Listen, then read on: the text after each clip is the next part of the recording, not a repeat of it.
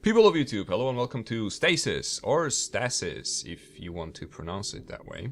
This is a game in development right now, and has been in development for 3 years. It has actually surfaced a bit last year through a couple of, I think, 2 trailers and 1 gameplay video. And now they have released a demo because they're on Kickstarter, and they are looking for your support and my support too, I guess. So I am supporting them. Look, I am making a video. It's a adventure game, but it's not just a regular adventure game. It is a 2D and isometric survival horror adventure game set in a sci-fi universe, as you can probably tell from this picture here. So I'm gonna press the new game thingy. The Kickstarter link should be downstairs in the description if YouTube hasn't changed everything again. This is on the day where they introduced the new comments, so. And the intro to the game is somewhat huge, and I am probably going to let it run for a little bit, and then just skip in the middle. So stuff's happening on Neptune, and it's far away. I'm gonna let the ship kind of appear, and then probably either edit out if this is unskippable, because a lot of the stuff in the game doesn't really work, because it's in alpha. It's just, just to give you a feel of how what the game is. There's no exit to menu, for example, from the game. But yeah. So yeah, you're on a ship. Let's see if I can skip this. It takes quite a long time, so I don't want it to go on and on and on. Okay, so you can skip it. That's cool. You can download the game and watch the intro. It's just a ship kind of through the clouds, and it's huge, and it has 2 parts. That's the general idea. So chapter 1, Daddy please help us, and you wake up. Like I said, isometric view. You control by clicking around is very, I guess, generic in a way, but, true and tried method of controlling your character. We're gonna have a bit of introduction from the computer here. Things, as you can see, seem a little bit broken and old. And you wake up in a pool of your own blood and goo that you were suspending in. And you're a bit injured. And your name is John. Okay, dude. Right. Thank you. So we need to seek medical attention as soon as we can. They unlock the door for us. And now they're going to introduce us to a inventory device thing, which is called a quantum physical storage, record storage thing, which is just in a corner there. It's quite useful, as in, the UI terms, it's well located, it's quite fast. And we have a heartache, that's John's face. The animation in the game isn't probably complete, I'm guessing here, because it is a bit weird. There's though the shadow is kind of absent, and sometimes he seems to be just. And there's a door. Walking around on air. Can anyone hear me? Is anyone there? Alright, John. Alright, settle down. This is not the kind of horror that, the Slender series or whatever is a horror. It's very atmospheric. There's a lot of reading involved, so you kind of get the idea, that the feeling of dread also through the things you find out that people have written down, and not only just kind of, there are a couple of jump scares even in this demo, but there's doesn't rely on them purely for the creation of horrific atmosphere. And it's not just like, oh, you're gonna die, but it's like horrible things happening in general, that kind of horror. So it's slightly more intelligent horror. The one drawback in terms of sort of mood setting in this game is John's voice itself. It could be just me, and I'm sure some people will just love it, but he's a bit whiny in my ears, so that's just kind of breaks the atmosphere slightly for me, but not in a major way. I quite enjoyed playing through this. So like I said, there's quite a lot of text, and this is the part also I enjoy very much, where there's descriptions, kind of like, I don't know the most recent example, but like Fallout games the original Fallout games had a lot of descriptions where you point your thing to your cursor to something and it would describe what it is. And descriptions are quite good. This is the text that I've encountered in the game was all well written, which is rare these days, even though it really shouldn't be. But yeah, that's the idea. So the reason you're probably, if you've been to subscribe to my channel, you know that I don't really do adventure games. I don't really play them. That's why I don't really do them. Let's get the hell out of here. Yes, I saw. Yeah, it doesn't always there's problems sometimes when you click on exit, it doesn't really exit. So let's let this lady say things. A security lockdown is in progress. Please meet at your closest administration office for further instructions. The reason I am playing this one is because the setting is somewhat unique, and there are just not that many sci-fi adventure games. And probably, if you speak of like a non-general fiction, sci-fi is my favorite, on par with sort of general drama thing, because I quite enjoyed it as well. And oh yeah, so that kind of jump scare, like it's very subtle, like something moves, but it's not like, ooh, in your face, you're gonna die, but you're not really gonna die. And like I said, there's a lot of text, like this, for example, this is you here. It tells you, and then you were acquired, so the game establishes this atmosphere of oppression, even, that like this ship that you're on is not a nice place, because it seems like they've been stealing people and their stasis pods and transferring them here. And obviously something has gone wrong, but before something went wrong, they were probably doing experiments on them. So we need to go and fix ourselves. So this is in the infirmary over there. I'm not sure this is going to be so in the final game, but in this version... Oh, and there's little baby cribs. So there's some baby horror going on as well. Some of them have blood on them. So it's atmosphere-wise, it's pretty good. But what I was gonna say is that the door animation is a bit weird and annoying. Hopefully that's gonna be resolved, because your character stops completely before like the door animation is over. So that's sort of weird. Like I cannot move until that is over, and that's a bit annoying. But it's a I gripe. Okay, so we're here, and obviously I've played through this, so I'm not gonna be pretending that I have no idea what's going on. Like I said before, everything has descriptions. It's quite nice. There's quite a lot of detail, and there's sort of a more reading than you would do in a normal game, like an average game, whatever that is. But it's not too much. It's not oppressive.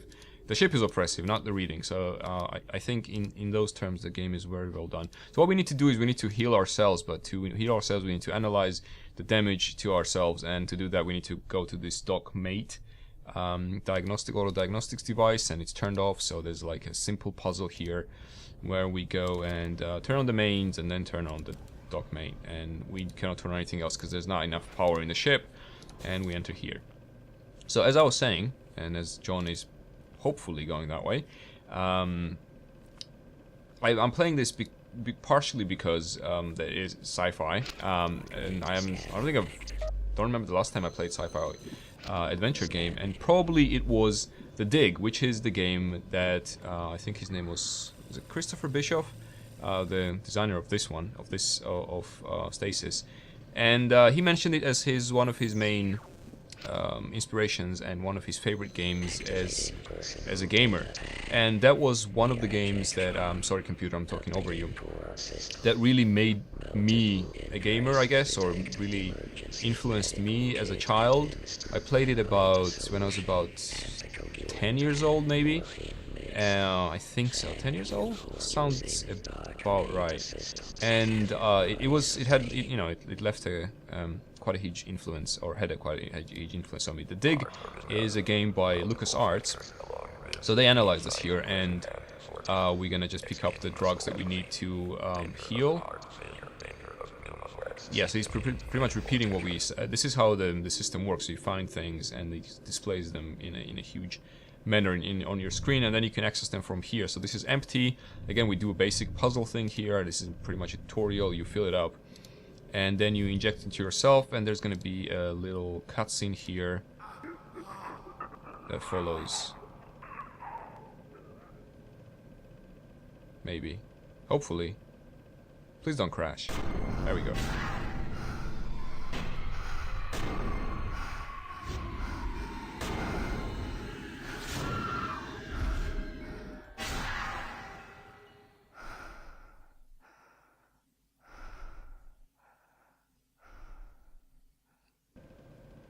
Right.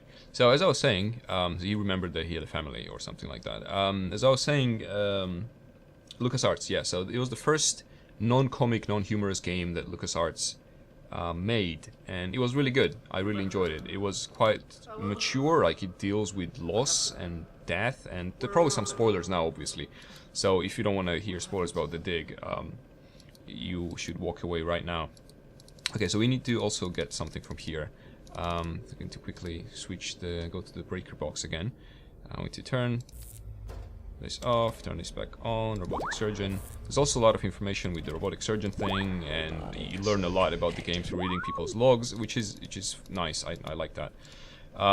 There's a bit of hand holding, as you can see, like here, this little shiny stars light up near the objects, which you need to use. I mean, hopefully in the final game, you can disable this, and I hope, because it's a bit immersion breaking for me. I hate when the things light up and we're like, oh, please, here I am, click me.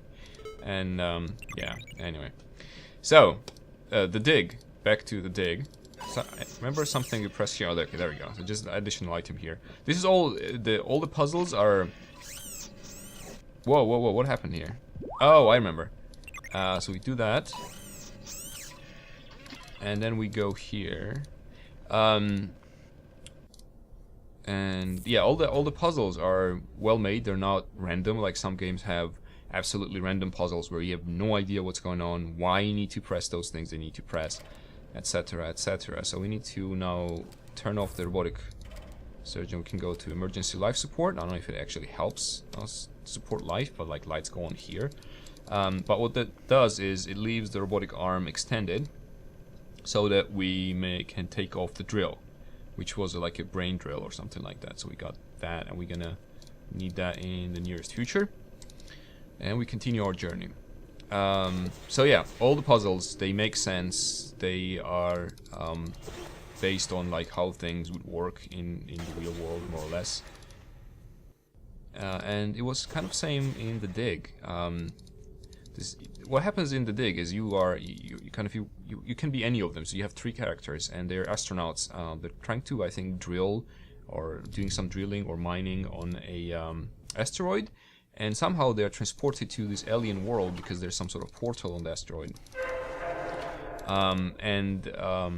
They're trying to get home, and this is like this new wonderful alien world with like unseen technology. Like you can walk on light. That's one of the main things, and puzzles are quite hard, actually. I was 10 years old, so I had to use a walkthrough once in a while. But there's ones like, oh, you know, the rat steals your little item, and then you lure the rat with cheese, and then you put some sort of tracking device on the rat so that it leads you to where it has hidden the item, and then there's actual digging involved as well. Another thing I remember very fondly about The Dig was that I think we can use this to open the door. There's logs here. And again, good read. Gives you a lot of... I'm not gonna do any reading now because this would make the video about 2 hours long. But what we're going to do is we're going to use this to unlock a maintenance door here. But I do recommend, if you play this on your own, do all the reading and pay attention to the art in-game as well. It's quite nice, like all this the creepy baby stuff that appears as well, because apparently they're doing baby cloning and some experiments on children and that kind of unethical stuff. So emergency box, this is quite funny. Break the emergency box, and inside the emergency box it says, due to budget cuts, the Fire Axe has been replaced with this note, have a nice day. But we actually need this glass shard that we're gonna use. I mean, I understand, I believe you know what we're gonna use the glass shard for. There's also a toilet, and there's a nice ad here that says, I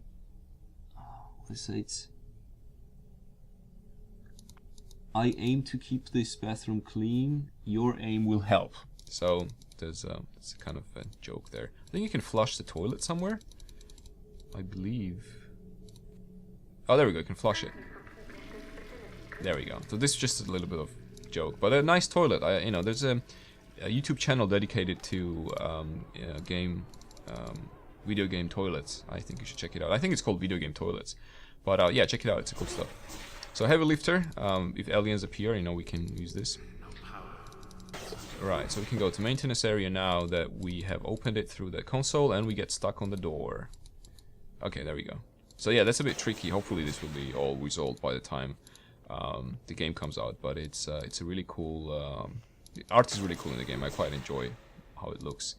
Hopefully that will get resolved in the guy's animation. He doesn't seem like he fits in the world. It seems like he's just superimposed on the area, but that's probably just still in the works.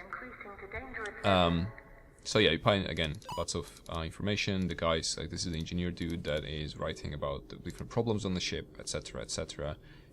Since we already know how to go through this puzzle, we're just gonna do that. So what they've done is there's a security lockdown, but the guy set it so that if there is a leak, the security system resets. So in case he gets stuck, he can just make a leak happen, and he won't be trapped in an area where he could just die. And we use that in order to unlock the maintenance lift, or the freight lift. Okay, so there we go. And I think I interrupted myself there. I was saying that in the game The Dig, one of the things I really enjoyed was there was a game inside the game where you played, I think it's called the Moonlander. So you could just, at any time, you could pull up your little computer, like a portable computer that you had on you, and just play this game indefinitely. And I did so for quite a long time, and it was a lot of fun. And then again, spoilers, one of the guy dies, and you have a choice of bringing him back, but sort of with the bad results, and then you can try to bring him back again because he commits suicide. And so it's like it's very somber. It's quite a serious game, and it was very enjoyable. It kind of showed to me that video games can be very, I don't know, close to life and real on an emotional level, and not just like shoot, kill, score. You know, there's no score in The Dig. You actually care about the characters, and you try to help them, and you feel that you are them, etc., etc. And I think the game has 2 endings, actually, if I'm not mistaken, and quite clever puzzles as well. That are not random, again, as far as I can remember. And sound work on whatever they call it. So is it sound work? Or sound in the game in The Dig was very good. It's quite good in this one as well, even though this is an alpha level here.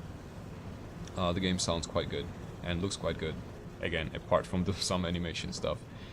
So the 2 more levels that we can come down to, there's some good descriptions here as well, and I like that the horror is also textual, and you can, like, you know, that's because it's kind of scarier in your head than it ever can be in a visual image. At least I guess for some people it is, and me being one of those people.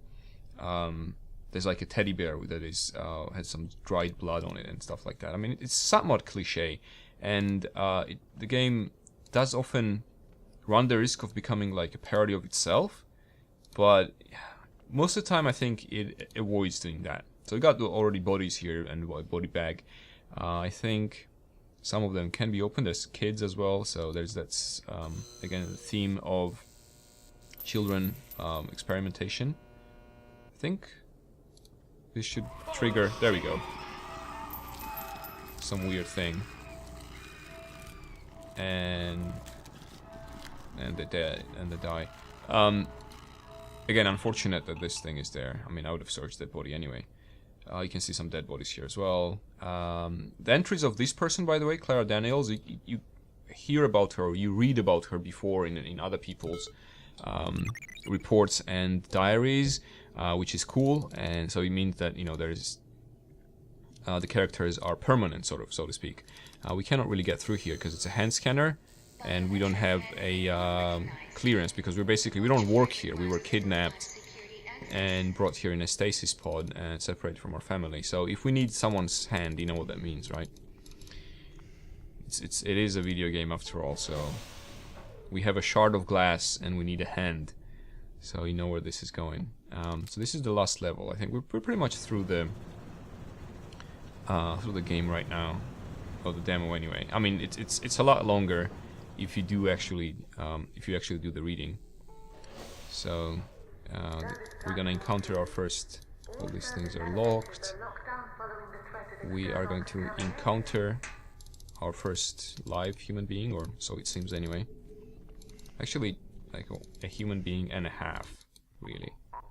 Right, that is kind of semi-vibrant, I guess, corpse.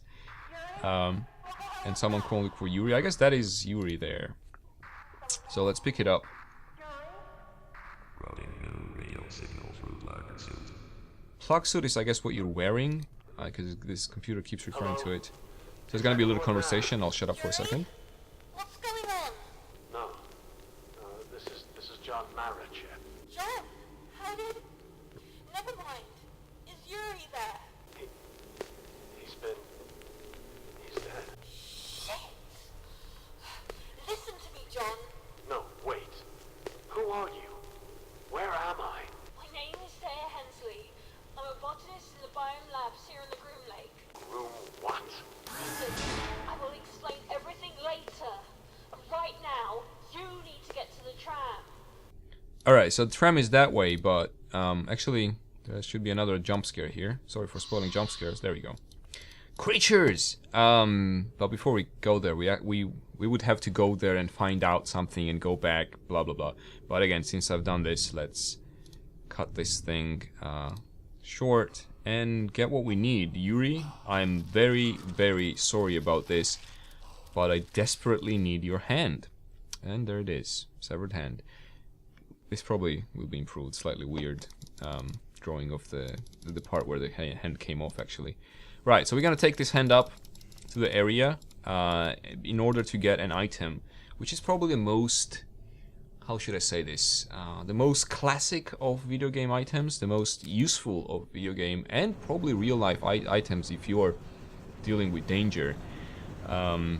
Most iconic is probably the best definition for this item. So if you're thinking that I am about to talk about a crowbar, then you are correct. This is a crowbar that we need right now.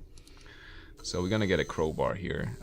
So hand scanner obviously is not gonna scan our hand, but we got the Yuri's hand, which is gonna slam it down on the console here. Thank you, Yuri. He's gonna leave it there actually for future generations to find, if they indeed come here. And we're in the morgue. Yeah, no shit, buddy. It is cold. Right, so our crowbar is right here. Gonna open this up. It's in a guy's head. The once human shape of a cat. Oh, whoa, whoa, whoa, whoa! Come back. This is like unfriendly towards people who read. All right, let's take this crowbar then. I doubt it would be as easy as as John shows it here to be to actually remove a crowbar from someone's head, but yeah, I guess, you know, if it saves time for us. Let's check out these other containment pods here as well. There's a sexy dead lady if you roll that way, and here we have a skeleton with a stomach, I think. Anyway, those two are empty. So we did all that, and we have a crowbar now, and we are heading towards a tram. Like I forgot the lady's name, but the lady who thought we were Yuri told us to do. Right. Animations also sometimes take too long. Like when you are accessing a console, maybe the first time you're doing it's fine when you just kind of like do your hand gesture thing, and it takes about 3-4 seconds, but if you need to use something several times, it becomes a bit annoying. So maybe, I don't know, I mean, my idea would be, if I were a developer, to make it so that if you have seen this animation once, but you need to use it like kind of again and again, I would try and make it slightly easier and skip it the next time, or starting from the maybe second or third time, just go directly to the panel that you are trying to access. There. Please, just tell me where I am. What's the last thing you remember? I was on my way to Titan with my wife and daughter. I can't exit until they're done. So we were at Stasis. Then I woke up here. I can't remember anything else. I'd heard rumors of Kane hijacking transports and bringing them here. Where is here? The Groom Lake. It's a medical research ship. Fringe studies. If they took your pod, the rumors of human experimentation must be true. Oh my god. My wife. My daughter. I need to find them. Wait, I can hear something outside. I need to go now. Get to the tram. Tia? Tia! Tia, I guess. Is her name. So, we need to get to the tram, which is this thing right here. Obviously the tram is offline, and we need to do a little puzzle. This is what I said, like if you came here first, which is probably what most people did, I did when I did my first playthrough, and you come up to this panel, then you cannot really use the panel because there's no power, blah blah blah, see? So we have to actually get into the tram line breaker box and then the other box as well. So that is what we're going to do with this crowbar. Look how efficiently John uses it. Bam! I think he's been a burglar in a previous life. So we take this because we don't need to use that right now. We come over here and we're gonna use the crowbar on the other box. Bang, open it up, and then we need to put our spark plug. I doubt that is actually spark plug, but whatever. I think spark plug is slightly different. So then we can charge the tram here. See that animation? It's like he does it every time, and it's a bit like, John, let's skip this. And this is the pretty cool charging animation, by the way. I like how that moved. Power level optimal. Yeah, and I think we won't be able to do anything else here. I think I need to switch the track, which is gonna take this out. I think put it here now. Oh, sorry, that's not the way. There we go. Yeah, we go. Plug it in. Then we're gonna attempt to switch the track, and that's not gonna work out because such is life. Because we have to do it manually apparently. So we need to get into the tram, and that's it. You get into the tram, and as the tram is traveling, basically the game, the demo is over. I'm not sure how long this took. Probably took about 25 minutes for me to run through this, but I mean, if you actually do the reading and, you know, catch up on the backstory, which I suggest you do because it's quite cool, then you are gonna spend maybe about an hour to play this. And as I said before, switch the thing, and I think we're gonna roll. Yeah, it's all good. So if you're into adventure games, give this a try. Play the free demo. Take a look at their Kickstarter page. They are asking for 100,000, I think, in American dollars, if I'm not mistaken.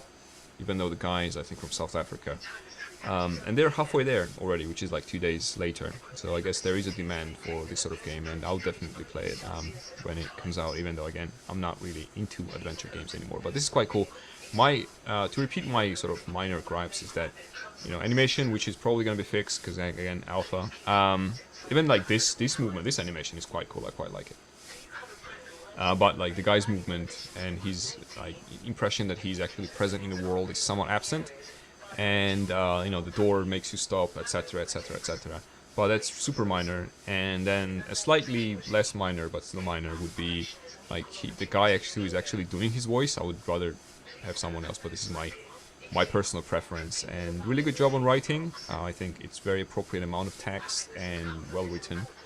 And you know, so far the story seems also well constructed. I like that it's dealing with such things as you know, fringe experimentation on children and so on and so forth. So, but without being sort of apologetic about it, without being like someone saying like, "Oh my God, the horror! Ooh, this must be stopped," and so on. Obviously, this is horror and this must be stopped, but it's not overstated, and that's nice. I like that. That's kind of fresh. So yeah, this is it. I'm gonna leave you on this tram as it is moving towards its unavoidable and terminal demise.